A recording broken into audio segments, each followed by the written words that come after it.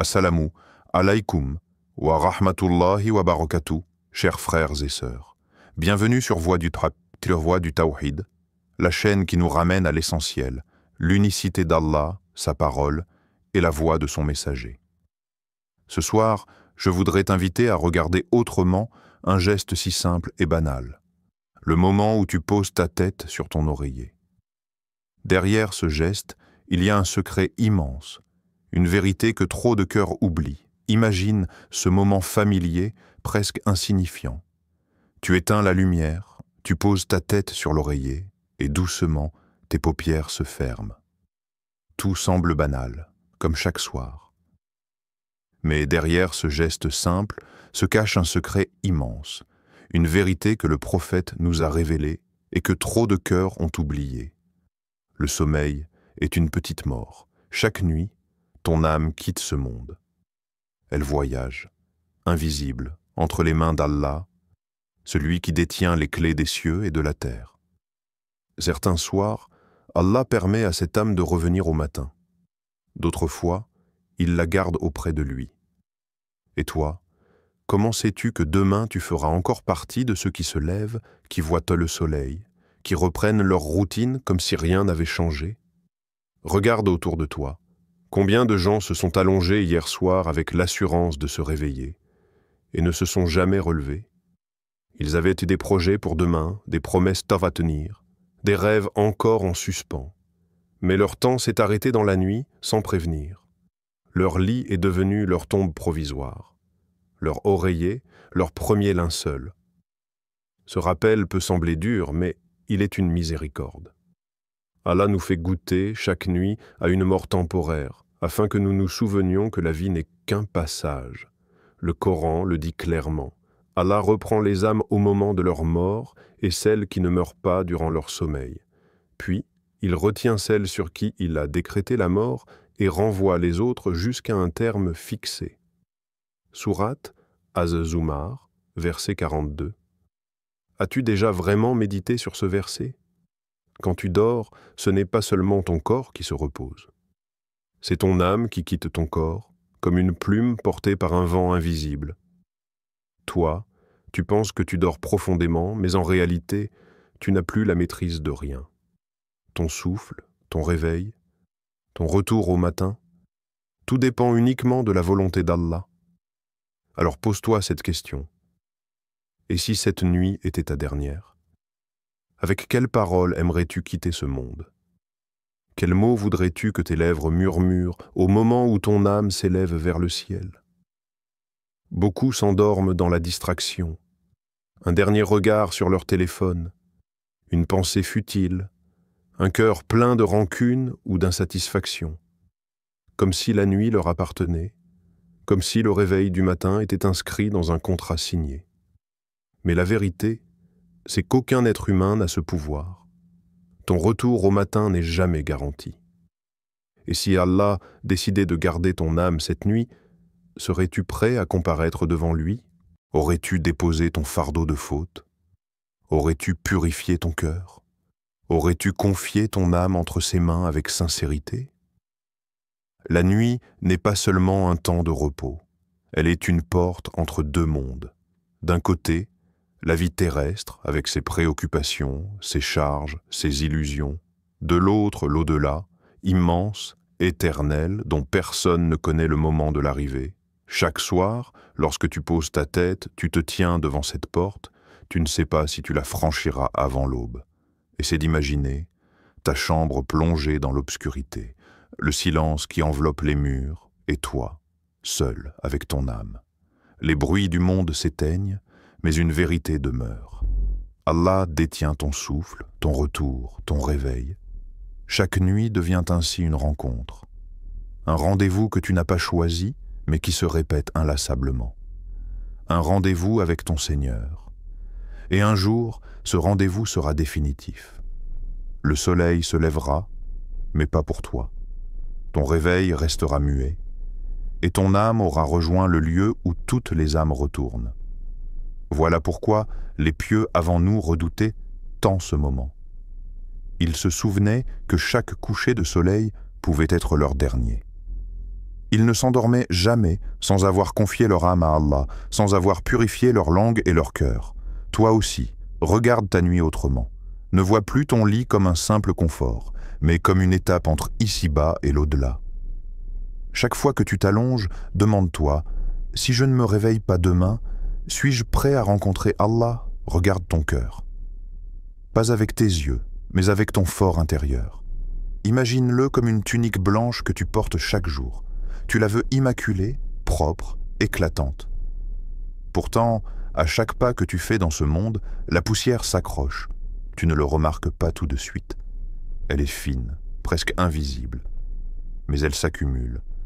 Et si tu ne la nettoies pas, elle finit par ternir tout ton vêtement. Le cœur fonctionne de la même manière. Une parole trop dure qui a blessé. Un regard qui s'est égaré. Une pensée sombre que tu n'as pas chassée. Une prière faite à la hâte. Ce sont de petites poussières. Individuellement, elles paraissent insignifiantes. Mais ensemble, elles deviennent un voile épais qui étouffe la lumière en toi. Voilà pourquoi le pardon est vital. Pas seulement pour ceux qui ont commis de grands péchés, mais pour tout croyant. Car les petites négligences, répétées chaque jour, finissent par peser plus lourd qu'on ne le pense. Le prophète, pourtant déjà pardonné par Allah, répétait l'istighfar plus de 70 fois par jour. Pas par besoin comme le nôtre, mais pour nous montrer le chemin. Sans ce souffle de pardon, le cœur meurt à petit feu. Astaghfirullah n'est pas une formule automatique. Ce n'est pas une mécanique froide de syllabes prononcées sans âme. Astaghfirullah, c'est un retour, c'est un aveu, un face-à-face entre toi et ton Créateur. Quand tu dis ce mot, ce n'est pas simplement pour réciter. C'est comme si tu posais devant Allah chaque fardeau que tu as porté dans ta journée. Tu n'excuses rien, tu ne caches rien. Tu ouvres simplement ton cœur et tu dis « Ya Rab, pardonne-moi ». Essaie d'imaginer cette scène. La nuit tombe, le monde s'endort. Les conversations s'éteignent, les rues deviennent silencieuses. Et toi, dans ce calme, tu chuchotes « Astaghfirullah ». Personne ne t'entend. Tes mots se perdraient dans l'air si ce n'était pas pour les anges qui les recueillent. Ils les portent et les inscrivent comme une lumière devant le trône du tout miséricordieux. À ce moment-là, chaque Astaghfirullah agit comme une goutte d'eau pure qui efface une trace sombre. Tu sens ton cœur s'alléger, ton âme s'adoucir, car le pardon n'est pas seulement un effacement de fautes, c'est une purification. C'est un nettoyage intérieur qui redonne vie à ce qui était alourdi. Et comprends ceci, l'ennemi de l'homme n'est pas seulement le grand péché éclatant. L'ennemi le plus dangereux est parfois ce que tu ignores. Ces petites poussières invisibles qui, sans que tu le réalises, assombrissent ton cœur. Voilà pourquoi les sages disaient « Celui qui ne lave pas son cœur chaque jour verra son cœur se voiler sans même s'en apercevoir. Pense à l'histoire de cet homme pieux dont la famille racontait qu'il pleurait souvent la nuit en répétant simplement « Astaghfirullah ». Un soir, il s'endormit ainsi, le front posé au sol, ses lèvres murmurant encore le mot du pardon. Au matin, il n'était plus de ce monde. Mais son dernier souffle portait la trace de la miséricorde. Quelle plus belle fin espérer que de quitter cette vie avec Astaghfirullah comme parfum final sur ses lèvres? Alors, quand tu fermes les yeux le soir, imagine ton lit comme un lieu de purification. Ne serre pas tes fautes contre ta poitrine, comme un poids que tu refuses de lâcher. Dépose-les une à une, comme si tu vidais un sac trop lourd. Répète doucement Astaghfirullah encore et encore, jusqu'à sentir ton cœur s'alléger. Car chaque nuit est une chance de se libérer, une chance de transformer une simple respiration en un acte de retour vers Allah. Et si cette nuit était la dernière, quel plus beau viatique emporter que le souffle du pardon. Ferme les yeux un instant et respire profondément. Sens ce souffle qui circule dans ta poitrine sans que tu y penses, sans que tu le commandes. Chaque inspiration est un don. Chaque battement de ton cœur, un miracle discret. Tu ne les as pas créés, tu ne les contrôles pas. Pourtant, ils sont là, constants, fidèles, au service de ton existence. Dis Alhamdulillah. Regarde autour de toi. Tes yeux contemplent des couleurs que tu n'as jamais inventées. Tes oreilles captent des sons que tu n'as pas façonnés. Ton corps bouge, fonctionne, se répare parfois tout seul. Le simple fait d'ouvrir les paupières chaque matin est une résurrection miniature, un rappel silencieux qu'Allah t'a rendu ton âme pour une journée de plus. Dis Alhamdulillah. Car combien d'hommes et de femmes dorment chaque soir sans jamais revoir l'aube? Et toi, Allah t'a offert encore un souffle, encore une chance. La gratitude n'est pas une politesse superficielle. C'est une lumière intérieure qui change ton regard sur le monde. Sans elle, ton cœur devient aveugle, il s'attarde sur ce qui manque, il grossit les douleurs, il se compare sans fin. Mais avec elle, tout change. Les mêmes événements prennent une autre couleur. Une journée ordinaire devient un trésor caché. Peut-être qu'aujourd'hui, tu as eu mal, que tu as été fatigué, que tu as rencontré des obstacles. Mais si tu regardes bien, il y a aussi eu un sourire croisé sur ton chemin, une brise légère sur ton visage, la force de te lever malgré tes épreuves. Ces choses-là, tu peux passer à côté si ton cœur est fermé. Mais si tu dis « Alhamdulillah », elles deviennent visibles, palpables, réelles. Le prophète nous a appris que celui qui remercie Allah pour ses bienfaits en attire encore plus. Le Coran le confirme. Si vous êtes reconnaissant, très certainement, j'augmenterai mes bienfaits pour vous. Sourate Ibrahim, verset 7. La gratitude est une clé qui ouvre des portes que l'ingratitude laisse fermer. Car l'ingratitude, elle, se cache dans les plaintes quotidiennes, dans les frustrations, dans l'oubli des dons constants. On pleure une épreuve, mais on oublie 1000 bénédictions. On se concentre sur une douleur, mais on néglige les douceurs silencieuses qui l'accompagnent. Alhamdulillah, c'est changer de perspective. C'est apprendre à voir l'océan de bienfaits invisibles qui nous entoure. Même ton lit, ce simple matelas où tu poses ta tête ce soir, est une faveur immense. Des millions de personnes n'ont pas cet abri. Même un morceau de pain sec, avalé dans la journée, est une richesse que beaucoup ne connaissent pas. Et plus encore, il y a le plus grand bienfait de tous, la guidance. Allah t'a permis de connaître son nom, d'entendre sa parole, de reconnaître son prophète, de prononcer « La ilaha illallah ». Ce bienfait-là dépasse tous les autres, car il te relie à l'éternité. Les récits des pieux abondent de ces instants de gratitude pure.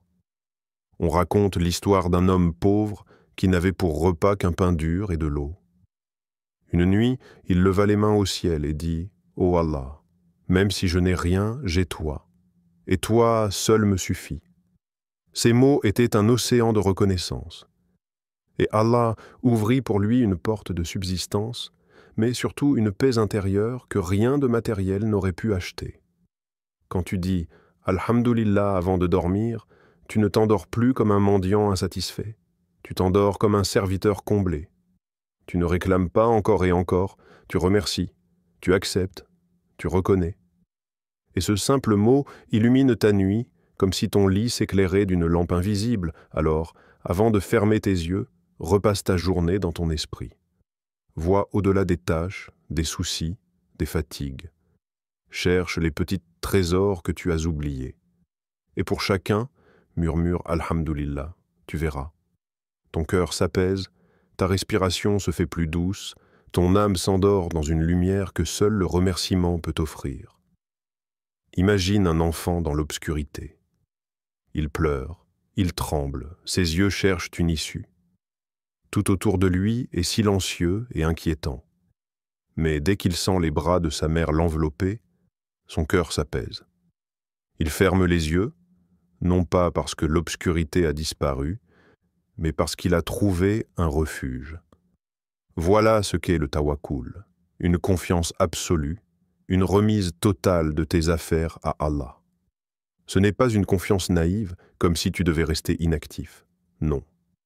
C'est agir de ton mieux dans la journée, marcher, planifier, semer. Mais quand la nuit arrive, déposer tout le reste dans les mains de ton Seigneur, comme si tu posais un fardeau trop lourd aux pieds d'un roi bienveillant. Le prophète nous a appris une invocation bouleversante qu'il récitait chaque soir avant de dormir. « Ô Allah, je t'ai soumis mon âme, je t'ai confié mes affaires, j'ai tourné mon visage vers toi, j'ai placé mon dos sous ta protection, avec espoir et crainte de toi. Il n'y a de refuge ni de salut qu'auprès de toi. Je crois en ton livre que tu as révélé et en ton prophète que tu as envoyé. » Ces mots sont plus qu'une prière. Ils sont un abandon, une libération. Comme si tu disais à ton âme, tu n'as plus besoin de porter ce poids, ton Seigneur s'en occupe. Regarde ta journée. Combien de fois as-tu porté tes soucis comme si tu étais seul, responsable du monde? Tu calcules, tu prévois, tu cherches des solutions. Et malgré tout, l'angoisse reste. Pourquoi?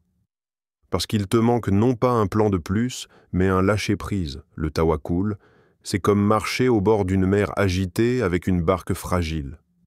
Tu fais ton possible pour ramer, pour orienter ton embarcation, mais tu sais au fond de toi que les vagues et le vent ne t'appartiennent pas. Alors tu lèves les mains et tu dis « Ya Allah, guide ma barque. J'ai fait ce que j'ai pu. Le reste est entre tes mains. » Il y a des histoires qui illustrent cette vérité mieux que 1000 discours. On raconte qu'une femme accablée par les dettes et la solitude pleurait chaque soir.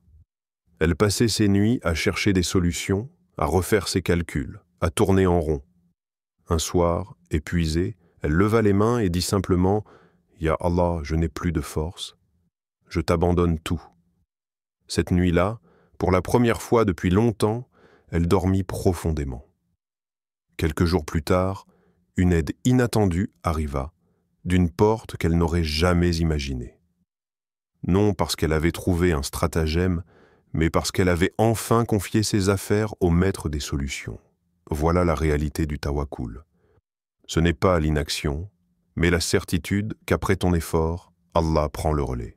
C'est marcher léger, comme quelqu'un qui a déposé son sac trop lourd.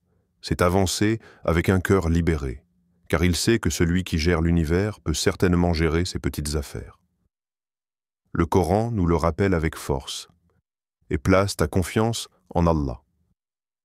Allah aime ceux qui placent leur confiance en lui. Sourate Al-Imran, verset 159. Quand tu murmures ce tawakkul avant de t'endormir, ce n'est pas seulement ton corps qui se repose, c'est ton âme qui s'abandonne, enveloppée dans la protection du tout miséricordieux. Tes inquiétudes ne disparaissent pas magiquement, mais elles cessent d'en être tes chaînes. Elles deviennent des dépôts confiés à Allah et ton cœur retrouve la paix. Alors ce soir, allonge-toi, ferme les yeux, inspire profondément et dis dans le secret de ton cœur « Ya Allah, je t'offre mon âme. Prends-en soin mieux que moi. Ya Allah, je t'abandonne mes soucis, mes peurs, mes projets.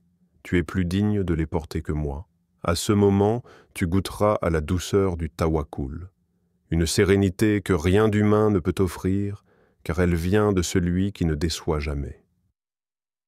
Il y a des paroles qui traversent les siècles comme des trésors intacts. Elles ont été prononcées dans le silence des nuits de Médine, sur les lèvres bénies du messager d'Allah, puis transmises fidèlement par ses compagnons.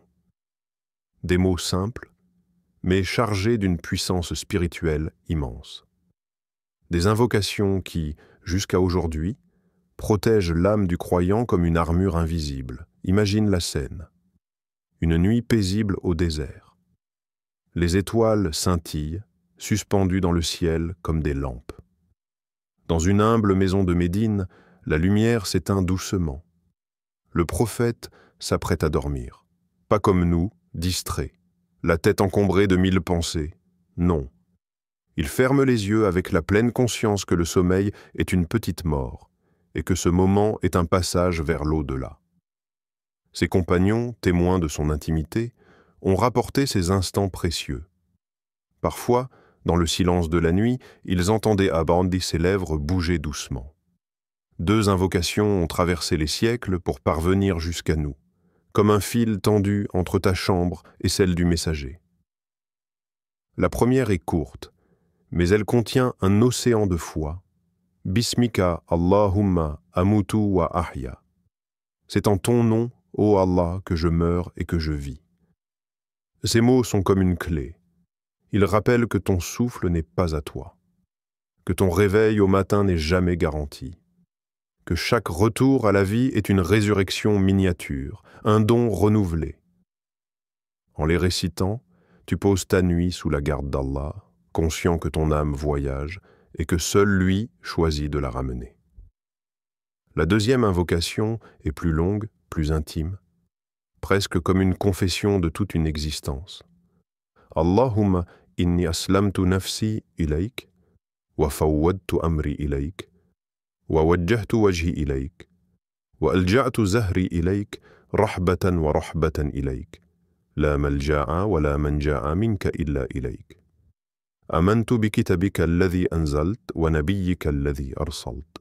Ô Allah, je t'ai soumis mon âme, je t'ai confié mes affaires, j'ai tourné mon visage vers toi, j'ai placé mon dos sous ta protection, par espoir et par crainte de toi. Il n'y a de refuge ni de salut qu'auprès de toi. Je crois en ton livre que tu as révélé et en ton prophète que tu as envoyé. Ce ne sont pas de simples mots appris par cœur, c'est un pacte nocturne, un acte de remise totale. Quand tu les récites, c'est comme si tu déposais entre les mains d'Allah ton corps, ton âme, tes projets, tes craintes et tes espoirs. Rien n'est oublié, tout est confié. Les savants disent que ces invocations agissent comme un bouclier. Elles éloignent les tourments, apaisent le cœur, protègent l'âme du croyant durant son sommeil, et même des mauvais rêves et des souffles nuisibles. Dormir alors n'est plus un simple besoin biologique, c'est un acte d'adoration, une confiance scellée entre toi et ton Seigneur. Ferme les yeux et imagine-toi dans ta chambre. Le monde entier dort. Tu poses ta tête sur l'oreiller et, dans le silence, tu récites ces paroles prophétiques. Bismika Allahumma amutu wa ahya. Tu rappelles à ton âme que la vie et la mort ne t'appartiennent pas. Puis tu continues avec l'invocation longue, chaque phrase déposant un fardeau, chaque mot ouvrant une porte de paix. À la fin, ton cœur se sent léger, comme enveloppé par une garde invisible, comme si des anges veillaient sur toi, portant tes mots vers le trône d'Allah. Et dans ce moment intime, tu rejoins une tradition qui a traversé les siècles. C'est la même invocation que le prophète murmurait avant de s'endormir, lui qui voyait l'au-delà de ses propres yeux. Ces paroles sont ton héritage. Elles ne t'appartiennent pas seulement comme une récitation, mais comme une protection que tu renoues chaque soir, une armure invisible qui purifie ton passé, éclaire ton présent et sécurise ton futur. Alors, ce soir, avant de plonger dans le sommeil, ne laisse pas tes pensées vagabondes être tes dernières compagnes. Place plutôt tes mots dans le sillage de ceux du messager. Car dormir ainsi, c'est confier ton âme au gardien suprême, celui qui ne dort jamais. Chers frères et sœurs, chaque nuit est une chance de se purifier avec Astaghfirullah, d'illuminer son cœur avec Alhamdulillah, de libérer son âme avec le Tawakkul et de sceller sa nuit avec les invocations prophétiques. Si ce rappel t'a touché, soutiens cette œuvre en mettant un like à la vidéo, en t'abonnant à Voix du Tawhid et en partageant ce rappel autour de toi. Peut-être qu'Allah, à travers toi, guidera un cœur et protégera une âme. Qu'Allah vous préserve, qu'il vous accorde une nuit paisible et une foi lumineuse. Wassalamu alaykum wa rahmatullahi wa barakatuh.